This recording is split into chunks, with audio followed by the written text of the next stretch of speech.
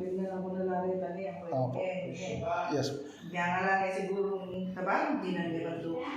Di tak siguro. Di tak po mayari po. Mabilis pong mayari po.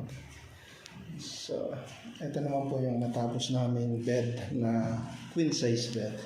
Ito yung mga side table po namin. Which is KD mahogany po and yan, yung mga handler. So, ayan po siya. Standard size naman sila. And itong pinagmamalaki namin carvings. Sabi kong ito yung masterpiece namin. Yung may carvings. Dito ito sa golden gate stone dito sa Lakeshore, San Fernando, Mexico. So, ayan po. Ito yung football niya, yung carvings. Nakita po niya yung details niya. Yan po yung football niya. So, ayan po.